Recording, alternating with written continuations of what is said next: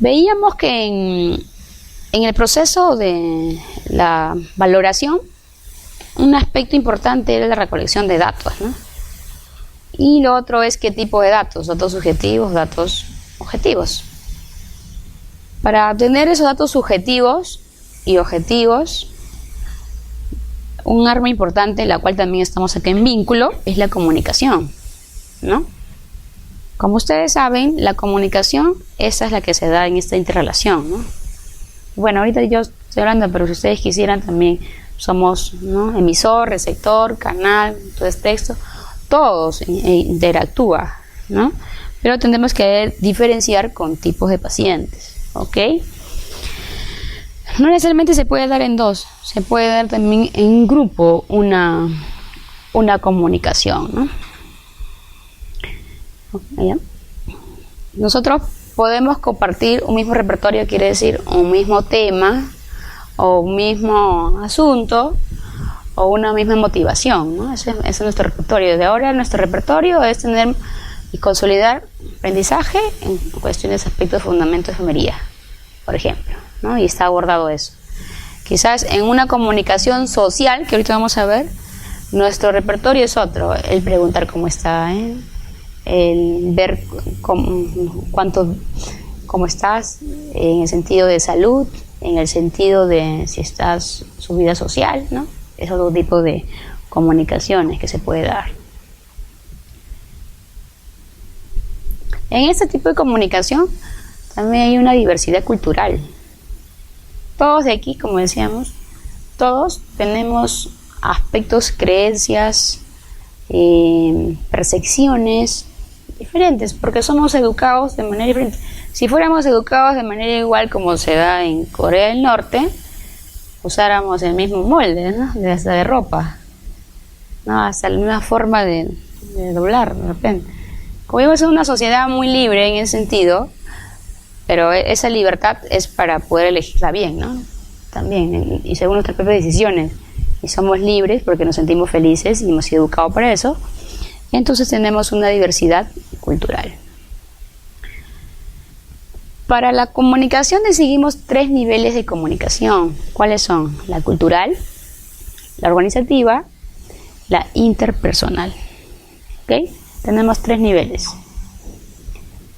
Asimismo, dentro de esos 3 niveles también tenemos barreras.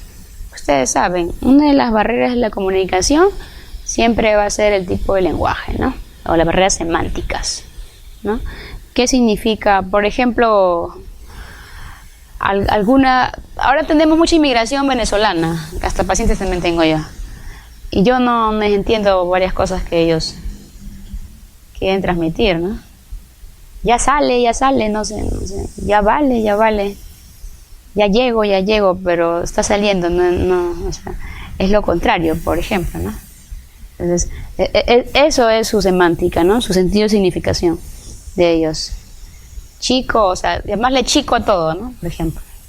Y así encontramos también estas poblaciones de la sierra, la costa, la sierra y la selva, ¿no? Que tienen diferentes semánticas, diferentes significados, lo que quieren decir. No necesariamente lo que nuestra expresión, por ejemplo, los mexicanos, ¿no? Esa palabra que siempre me queda pensando, ya te caché, güey, ¿no? Por ejemplo, ¿no? Y acá, eso, que nosotros, de verdad que cada rato para nosotros es grosero, ¿no? Igualito pasa a los chilenos, ¿no? Los chilenos también tienen otro. Tiene pololo, 50 pesetas, ¿qué pololo? O sea, ¿qué pololo? O sea, cuando vino un amigo, ¿qué pololo? No entender, es un polo, no sé, polo largo. No, era un novio o algo así, ¿no? ¿Te das cuenta? Eso también es un tipo de barrera que no podemos entender. Pero preguntando se puede ya saber, ¿no? Por eso decodificarlos, tratar de interpretar nosotros porque tenemos criterio, pero otros... ¿Ya? Y otros son las barreras físicas. ¿Por qué les digo esas barreras físicas? Porque hay personas que pueden tener problemas del labio leporino, paladar hendido u otros, ¿no? También pueden dar. Barreras fisiológicas. Estas se pueden mezclar con estas, con las fisiológicas. ¿Ya? Barreras psicológicas. Bueno, se da más en personas que tienen, no se le dice pacientes RM, por ejemplo, se le dice pacientes con déficit de desarrollo intelectual, ¿no? Entonces hay que saber expresarnos de ellos, por ejemplo, ¿no? Normalmente nosotros, ustedes, cuando se ven a una persona con algún tipo de malformaciones congénitas, ¿cuál es el impacto que tiene con ellos? ¿Compasión? ¿O cuál es el impacto? Más que compasión, deseo de ayudarlo. Lo que a mí siempre me viene en la mente, en realidad, esa fortaleza en la familia de sacar adelante. Esa unión, ¿no? Cuando veo casos, esa unión, ¿no? Aún sabiendo que a veces hay cosas que aparentemente para la ciencia son imposibles, pero algunas veces se han probado de que la parte afectiva, como retomando lo inicio,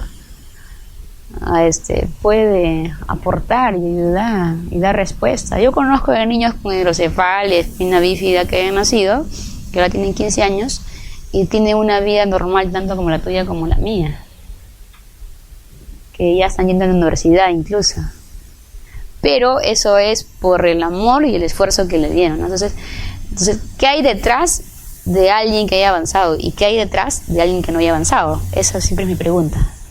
¿Cuál es lo diferente? ¿Sabes cuál es lo diferente? La oportunidad. Y no solamente la propiedad económica, sino también estos tipos de barreras. Ahora tenemos una sociedad más inclusiva.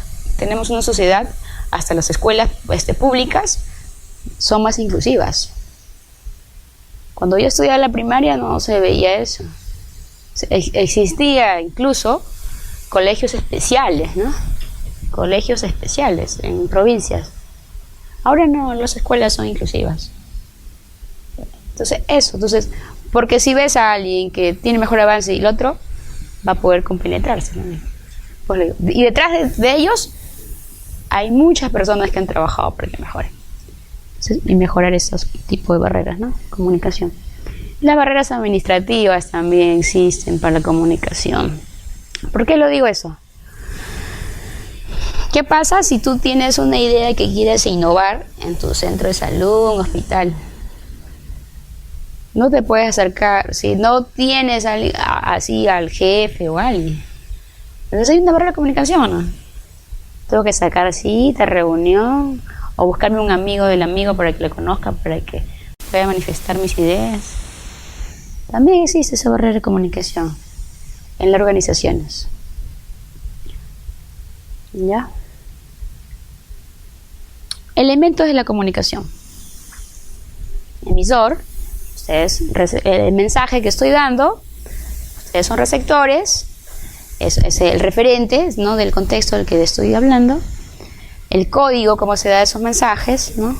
Escuchan y codifican, el canal, ¿no? Bueno, el canal es el aire, no hay otro canal ahorita, no hay teléfono, no hay nada, ¿no? Entonces fuera otro, una carta, como antes correo ser post, ¿no? No, ya, ese canal, y este es el contexto, ¿ok? Esos son los elementos: emisor, mensaje, receptor, el referente, código, canal, contexto. Todo tiene la positiva. La respuesta que me den. ¿Es una respuesta? No. Y el feedback, todo nuevamente. Así como yo emito, un momento ustedes serán emisores y yo receptores. Hay un canal, hay un referente, hay un código, mensaje, hay un contexto y una respuesta. Y otra vez yo seré otra vez emisor, ustedes feedback. Dando vueltas y feedback. ¿Okay? El proceso de comunicación, ¿cómo lo conforman? Como les decía, el código, ¿no? Sistema de significación que reúne todas las entidades ausentes y presentes. Emisor, yo, en este caso, ¿no? El que emite el mensaje. El mensaje es lo que se escribe o dice, en este caso yo es oral, ¿no? Receptor, ustedes. Respuesta es mensaje que el receptor devuelve al emisor, ¿no? Esa respuesta. Componentes de la comunicación. Existen tres componentes de la comunicación.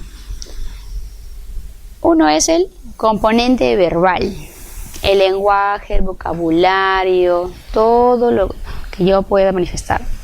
Mi forma de abordaje, mi gramática, mi semántica, mi jerga, ¿no? Todo lo que sea verbal, todo involucra.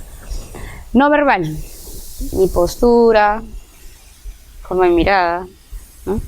Forma de mirada, sonrisa, la distancia que pueda marcar mi aspecto, mis expresiones, no verbal. Sencillamente a alguien tú le podrías decir, sin decir nada, ¿no? Con la forma nada más como te acercas o te alejas de la persona, puede interpretar ese tipo de comunicación. Y la otra es la para no verbal. Como ustedes le pueden ver, es el tono, volumen, ritmo, pausas, suspiros. ¿Por qué lo recalco esto? Por ejemplo, si tenemos una persona que tiene alguna dificultad para manifestar algo o para oír, el lenguaje paraverbal es un componente importante. Porque una persona adulta mayor, que sabemos que se disminuye la audición, hola señor, pero ¿cómo le? Hola señor, pero también con el respeto, por ejemplo. Sí, por ejemplo, entonces va a intervenir mucho el componente paraverbal en ese sentido. Si alguien tiene un problema porque ya sea una lesión mandibular o algo y te quiere manifestar algo, repíteme tampoco, ¿no? Entonces, ¿cuál sería tu estrategia tuya? ¿Cómo es? A ver, despacio, ¿no? Entonces, eso es la velocidad, el ritmo. Entonces vamos nosotros a poder hacer uso de ese componente de la comunicación, el para no verbal. ¿Correcto? Entonces, normalmente nos enfocamos a estos dos, ¿no? El verbal y el no verbales, ¿no? Y nos quedamos con eso, ¿no? Y no damos lo otro importante, ¿no? Que es importante. ¿Ok? Tenemos tipos, ¿no? De los tipos de rostro. Algunos tienen ya un rostro ya que es definido, ¿no? Rostro militar, otros tienen, como le decía a un amigo, tienen boca de fiesta, ¿no? Algunos, ¿no? Que siempre están riendo, ¿no? Tengo un amigo que siempre viene y me dice, hola, boca de fiesta, le digo, ¿no? Por ejemplo, ¿no? Es un poco peculiar, ¿no? Pero después todos comenzaban ya, sí, ¿no? Es boca de fiesta, ¿no? Así, ¿no? ¿Ves? Por ejemplo, ¿no? Y es su característica de algunas personas, ¿no? Su tipo de comunicación. Los niveles de comunicación. Los niveles son de interpersonal, es por ejemplo, este tipo de comunicación, que se da interacción entre, ¿no? Puede ser entre uno de personas o un grupo de personas, ¿no? Interpersonal. ¿Ok? Y la intrapersonal, si la interpersonal se da entre grupo de personas, la interpersonal en qué no se va a dar. Se va a dar, es más afianzado hacia mí, ¿no? Pero la interpersonal también tenemos tipos o estilos. En el interpersonal encuentro al inseguro pasivo, que deja que lo que siempre se escucha, ¿no? Que deja que los demás hablen. El agresivo, que es el que amenaza, culpabiliza y es hostil, es el que decía el bribón, por ejemplo, ¿no? El bribón que siempre hay. Y el enérgico. Una cosa es ser bribón, otra cosa es ser enérgico. Enérgico es ser contundente. ¿Va a venir o no va a venir? Le agradecería mucho. Es enérgico. Por ejemplo, hoy día me reclamaban. Me decía, ¿y por qué yo? Pero mi coordinador dice que no. La que está a cargo soy yo. Se hace. ¿Ya? Gracias. Punto. Nada más. Explicar los contextos, ya no. Porque nadie quiere perder nunca. Eso yo estoy muy, muy segura de todo eso. Y lo que menos me gusta es la injusticia. De ahí les cuento un poco. Entre un caso que se ve.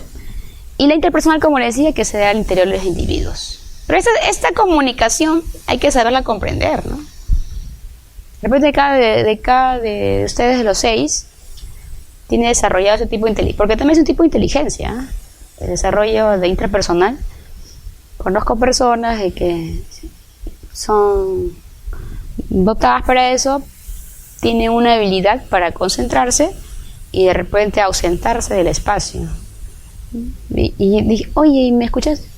No, yo nunca escucho a las personas. O sea, no es que él, o sea, no le interese, sino su tipo de inteligencia o tipo de comunicación es más centrada a sus propios aspectos. Eso es. ¿Ya? Entonces, utilizando estos aspectos de comunicación que teníamos de niveles, componentes, estilos, elementos, nosotros los enfermeros tenemos una comunicación en enfermería y este es un proceso de interacción. Si la comunicación es una interacción entre grupos de personas, la comunicación en enfermería también es una comunicación de interacción. ¿Pero para qué? Para que nosotros los profesionales de enfermería demostremos esa destreza, ¿no? Porque es un aspecto importante, más que integral, importante para todo el proceso de enfermería. Ahora lo vamos a ver por qué.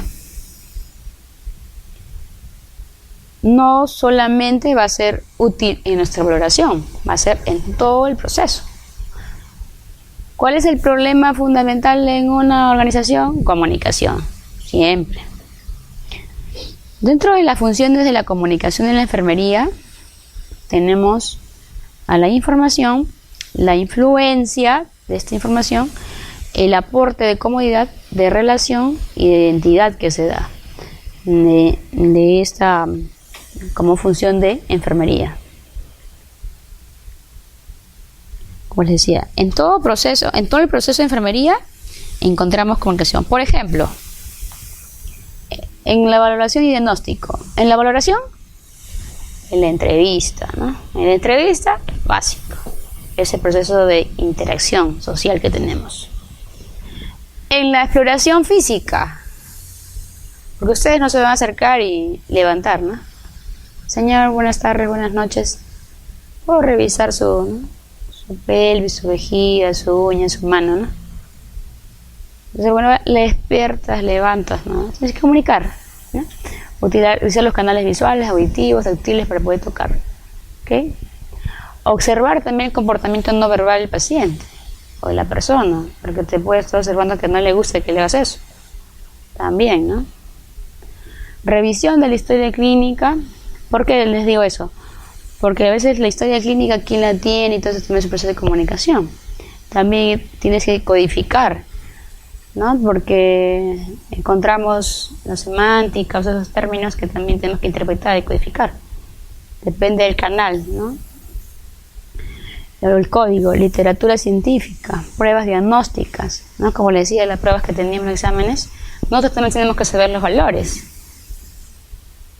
O sea, yo no puedo decirle, o sea, eso está bien, está mal, si no sé, por ejemplo, cuánto es un valor normal de un AGA, ¿no? Si potasio está alto, está bajo, 3.5, 5.5, ¿no? ¿Cuánto es mi pH?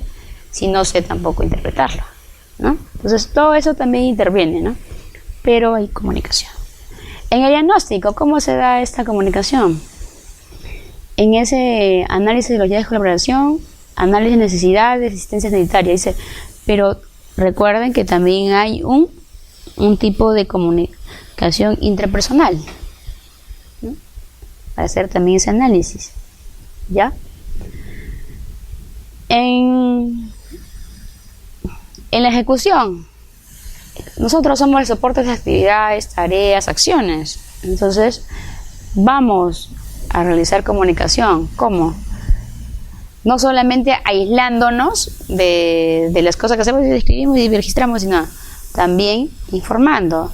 Por ejemplo, hay una enfermera que vino con una nueva técnica y decía, mira, para mejorar la succión, yo en el Cayetano corto una sonda y con esa sondita, en lugar de la puntita de la jeringa, que el vito le acercamos, entonces conecto el pedacito de sonda y con eso hago que haga mejor mecanismo de succión. Por ejemplo, nunca lo he visto en otro lado que lo estaban haciendo.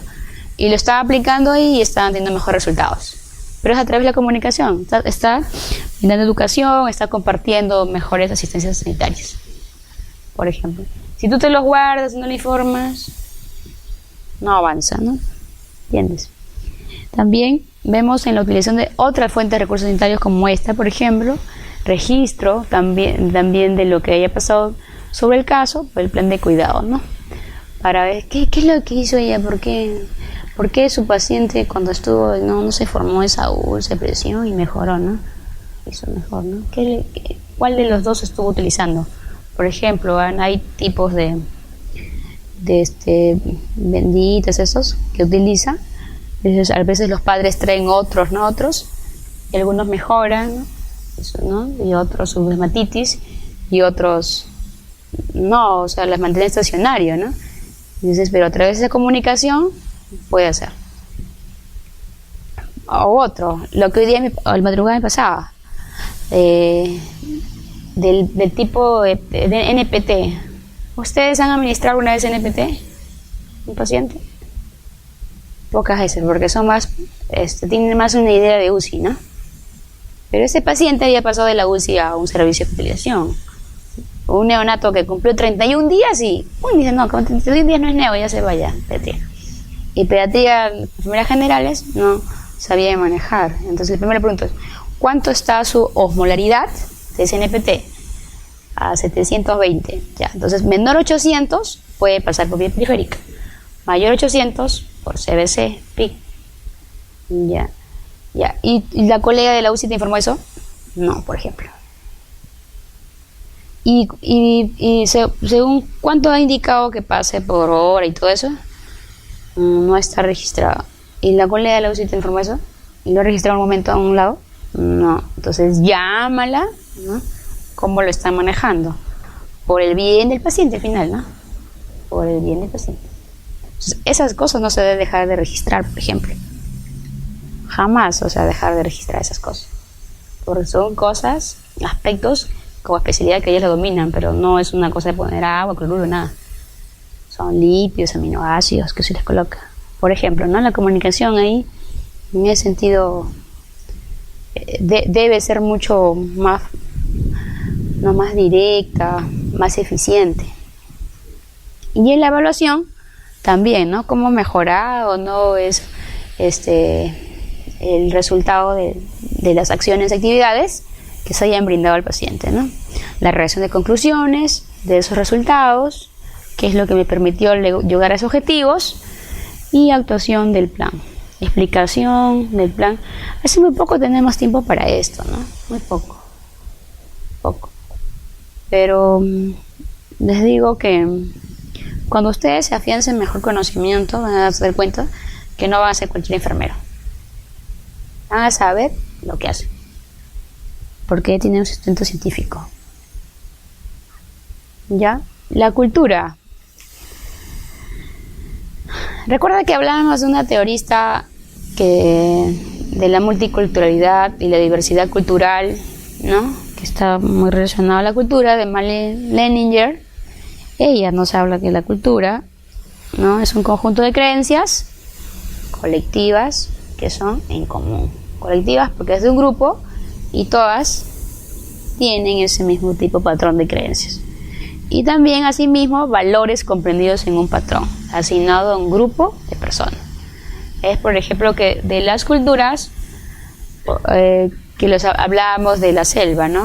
Tenemos los chipivos con incas, tenemos los xanincas, que cada uno tiene creencias colectivas en común y valores colectivos, ¿no? Para ellos es normal verlos desnudos, como les decía. Para nosotros, no, cultura, ¿no? Otras culturas, ya yendo, o sea, al África, había un caso de un niñito de que la habían considerado hechizado y entonces todos lo dejaban morir sin darle de comer. Pero nosotros decíamos, eso lo denunciaríamos, ¿no? No, derechos humanos y todo, pero es su cultura. Su cultura, pues, su cultura es la forma de vivir de ellos. Por ejemplo, ¿por qué avanzó el ébola en África? Por su cultura, porque moría alguien y ellos lo tenían ahí en la intemperie, no libremente, y no lo quemaban, así como nosotros sabemos, o profundo, para que no pueda avanzar. Pero sin embargo, como su cultura decía de que tenía que sepultarse y tener una semana el cuerpo, imagínense ustedes, con el virus del ébola, mucho más morían y morían.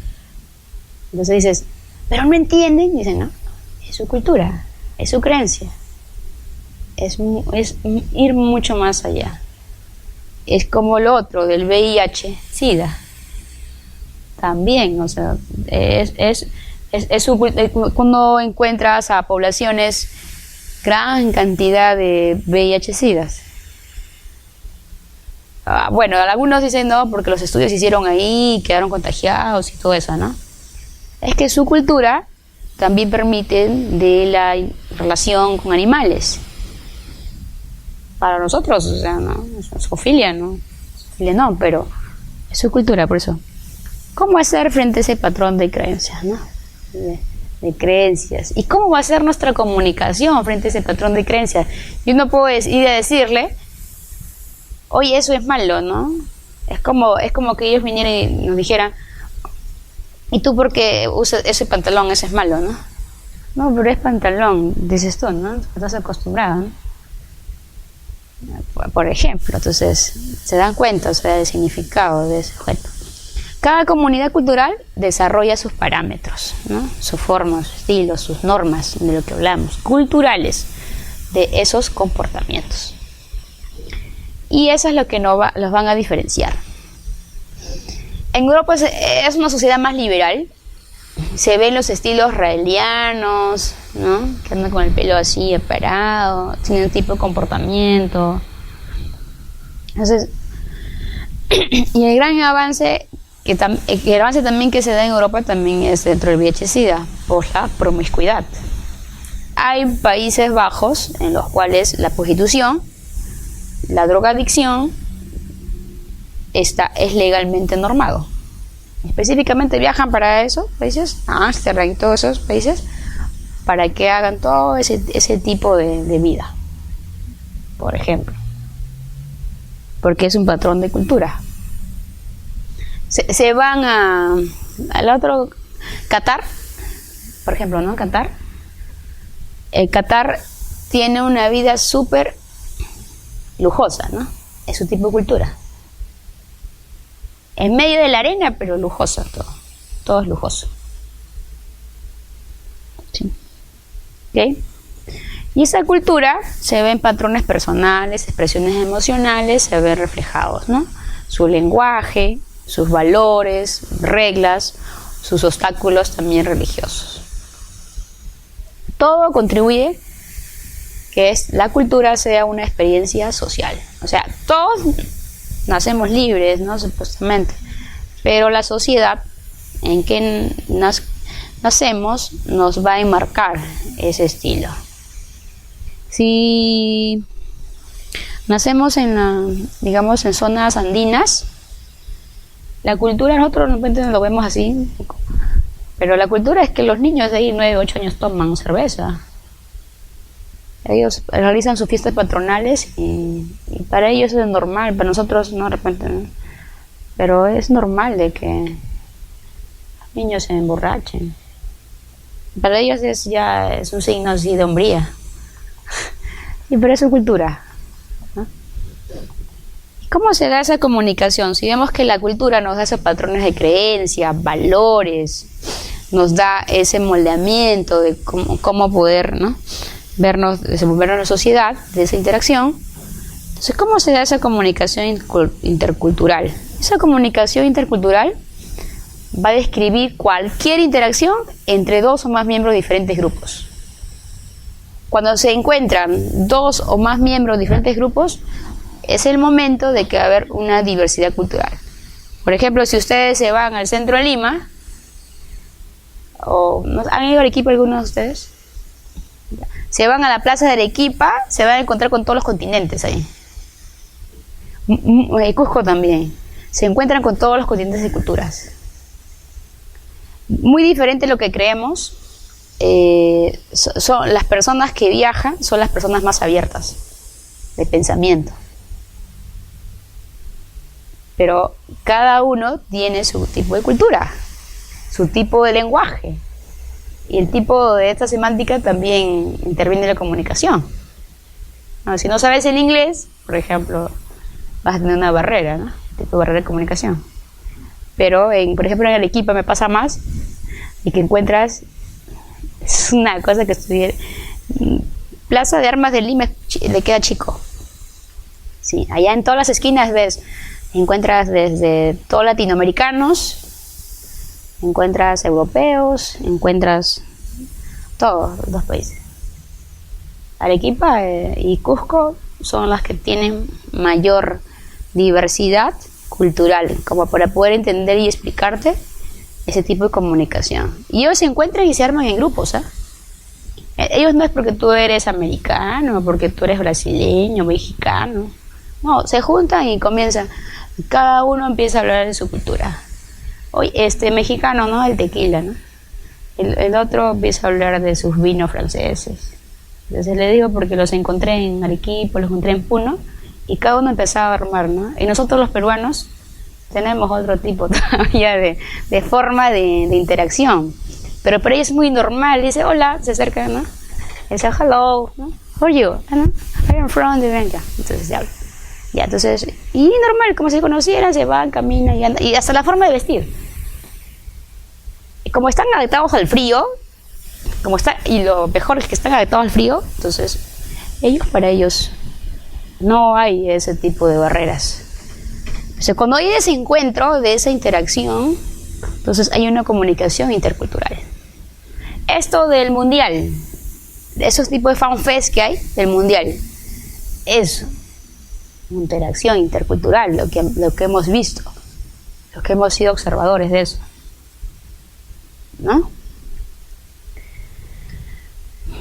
Y agregando a esta comunicación intercultural que se pueden dar entre miembros de estos grupos, también hay una, digamos, de este concepto también hay otro término que nace, que es la comunicación transcultural.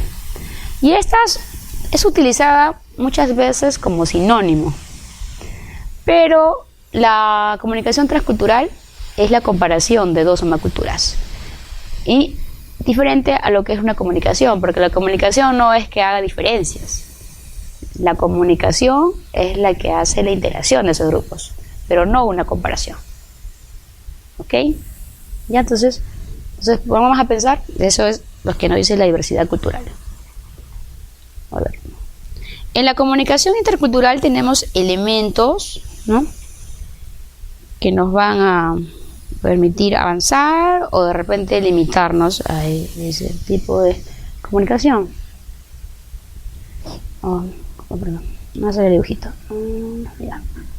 ¿Cuáles son esos elementos? Elementos de percepción, ¿no?, de cómo yo puedo escribir ese constructo, cómo percibo, patrones de conocimiento de cada uno, ¿no?, de esos grupos, un comportamiento verbal, un comportamiento no verbal y la influencia también del contexto. Por ejemplo, si vemos en un contexto de salud, ¿no?, un contexto de salud, definitivamente que el contexto siempre es bien sensible. La salud siempre va a ser un contexto sensible. A ustedes, hasta el día hasta cuando le saquen un diente, si alguno saca un diente, ustedes también tienen temor, ¿no?, de que sea en sentido les vaya bien y que esos instrumentos que han utilizado sean estériles, ¿no? Porque no es que no vas pensando en nada, por más que y sabiendo de salud, más todavía, más complicado se hace, ¿no? Entonces, por ejemplo, ¿no?, por eso le digo, el tema de salud es siempre bien sensible. Y por eso, cuando se da esa comunicación, estos aspectos también son importantes. Esos patrones de conocimiento va algunas veces a ayudar o otras a veces influenciar de manera negativa, ¿no?, A veces pienso que el que sabe menos está más tranquilo del que sabe más. Porque el exceso de conocimiento también nos da tendencia a exagerar a nosotros. Me duele el hipocondrio. Pues una apendicitis. ¿Has vomitado? ¿Has comido comida grasosa? Por ejemplo, ¿no? Eso se llama intelectualismo. El intelectualismo, el exceso de intelectualismo, te lleva a ese riesgo. Deberíamos limitar a veces unas cosas, ¿no? Yo trato de decir, no, seguro has comido, pero tómate una fruta encima, me lo prueba, ¿no? ¿Te estás bien? No, no te duele nada, ¿no? Entonces, porque si todo dolor abdominal, si no es por EDAS o, ¿no? Entonces, el mayor caso son atribuidos a apendicitis, ¿no? Por ejemplo, ¿no? Entonces, también pasa eso. Ya. ¿Cuál existe relación entre los diagnósticos de enfermería y la comunicación intercultural? Definitivamente que sí. La Nanda ya nos habla de aspectos de diagnóstico de enfermería como interacción social limitada relacionada con las disonancias culturales. Por ejemplo, es un tipo de diagnóstico, ¿no? Relacionada a la comunicación intercultural. Problemas de la comunicación verbal relacionadas con las diferencias de cultura. También, o sea, también nos preocupamos por ese aspecto, pues, porque es importante, si no, comunicación, falta de cumplimiento de los valores del individuo, también, ¿no? Por la cultura. Para nosotros esos valores, dice, pero para él normal, su cultura, ¿no? Bañarse, no cortarse el cabello, no rasurarse, ¿no? Por ejemplo, ¿no? O lo otro que pasa es unas religiones que no permiten las transfusiones sanguíneas, por ejemplo. O otras religiones que no permiten cierto tipo de cirugías, ¿no? Por ejemplo. O otras que no quieren hacer ciertos procedimientos invasivos. También, o sea, por eso se respeta, ¿no? Hasta que el riesgo-beneficio de las personas puede llevar, ¿no? Otras son muy loables, porque a veces escuchar el término en la noche, como 10 veces lo escuché, se encarnizan con los pacientes, en algunos casos. Ese término lo escuché en la noche 10 veces, porque se encarnizan. Entonces, allá fui a otro lado, sí, se encarnizan. Porque teníamos 4 camas libres en la UCI adulto, por eso decía se encarniza. Porque había una señora que estaba con problemas respiratorios y su familia había firmado no maniobras, no RCP, no nada. La familia ya lo decidió. ¿Por qué encarnizarse con ese paciente? Es una paciente con una fibrosis pulmonar que ya no se puede curar. Es una paciente de 86 años, ¿no?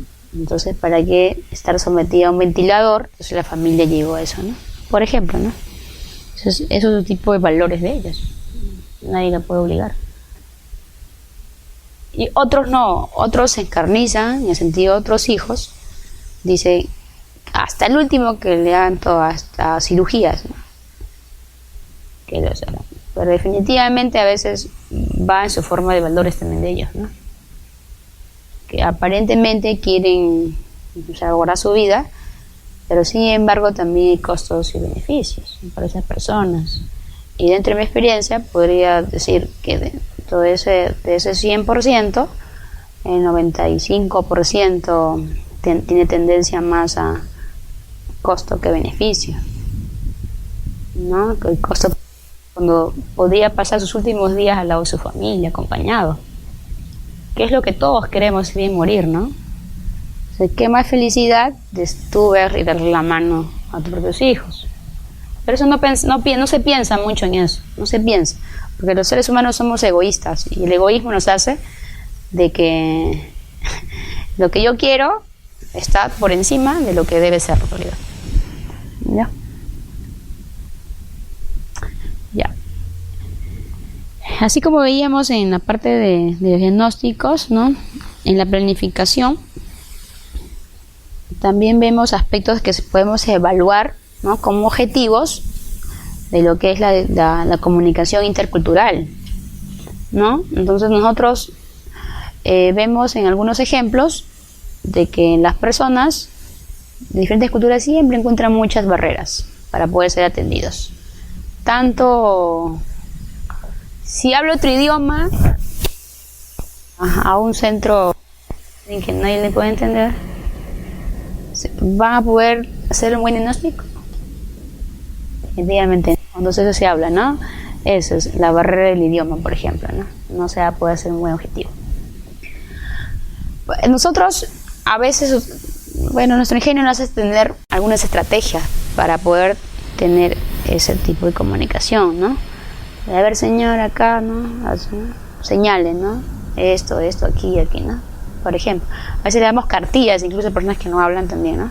Cartillas, ¿no? Y también nos han enseñado también a eso, ¿no? Las cartillas, a poder, para hacer el tipo de recolección de datos. En la intervención también tenemos aspectos de cómo nosotros podemos formular nuestra intervención relacionado a lo que es la comunicación intercultural y las barreras culturales que se dan con los pacientes, ¿no? Hablar de cultura es un tema bien complejo, porque tenemos que explicar más la parte antropológica, etnológica y varios aspectos, ¿no? Incluso de tipo de razas, tipo de idiomas y todo, ¿no? Siempre lo vamos a encontrar con barreras, siempre. Pero nosotros siempre tenemos que buscar estrategias de cómo intervenir y poder lograr objetivos. A veces tenemos una gran demanda de pacientes, que eso nos hace no muy posible individualizar, ¿no? Ese tipo de comunicación. Pero acercándote a alguien y preguntándole cómo está y, ¿no? Te puede entender, entonces puedes permitir ayudarle, porque de otra manera solamente llegas, llenas de historia y le dices esto, pero al día siguiente que vienes te dice, sabes que ese paciente murió porque no se le hizo una buena valoración. Me pasó con gente joven que llegó a la emergencia, él decía de que que había vomitado sangre, ¿no? Ya, entonces, ¿cómo fue? Entonces HDA, entonces ponen sus ondas, a ver sus hemoglobinas y cuánto. Pero nadie le preguntó, por ejemplo, él, ¿no? Porque era solo, venía así. ¿Qué antecedentes tenía? Él era diabético. Pero era como 20 años, decían, 20 años, ¿quién tiene diabetes, no? Y lo que tenía el paciente venía con una cetocidosis. Más que el HDA, él venía por una cetocidosis. El paciente estaba ya entrando a coma diabético. Después, al otro día vino, entonces, y yo le digo al otro enfermero del otro turno, le digo, cuando vino, regresó, ¿cómo te sientes? No le preguntaba los antecedentes. ¿Cómo te sientes tú teniendo un solo paciente, nada más, y teniéndolo ahí horas? ¿Cómo te sientes de no haber tenido comunicación con él? Y de haberle preguntado si tenía algún antecedente. Porque el que vino en la noche le preguntó, ¿y tomas algo? No antecedente, porque eso no entiende la palabra antecedente, como no es semántica, la semántica. Señor, ¿sufre de algo? Es otra pregunta, ¿no? ¿Tienes algún antecedente? Es otra cosa. ¿Sufres de algo? No sufro nada. ¿Tomas algo? Sí, hace como 4 años llevo llevando una pastilla que se llama metformina. Es que a veces las personas también se niegan a su propia enfermedad, y ser jóvenes mucho más todavía, ¿no? A ver, sáquele un Hagan porque está medio tirado con casa. Está vacioso. A la UCI rápido corriendo. Por ejemplo, eso también nosotros, y yo le decía al colega, ¿te sientes bien de haber sido y decir, este paciente tiene antecedentes de diabetes? Este paciente, para que se sienta más tranquilo en el sentido de buena valoración. Sí, me siento culpable, me dice, ¿no? Pero otro día nunca más se me va a pasar. Me siento culpable. Ya iba a entrar a coma diabético ya. Y joven, de 20 años, ¿no? Por ejemplo, ¿no? Por esas cosas así. Por la gran demanda de pacientes, pasa de que los profesionales también, todos quieren ser primero, ¿no? Todos quieren ser primero. En las emergencias pasa eso, todos quieren ser primero. Hasta el que duele la cabeza, como quiere ser primero, ¿no? Y ese es el problema por ser primero. Y cuando el otro lo ven sentado, piensa de que no, ¿y por qué está primero, no? Cuando ven, es una acidosis, ¿no? Por ejemplo.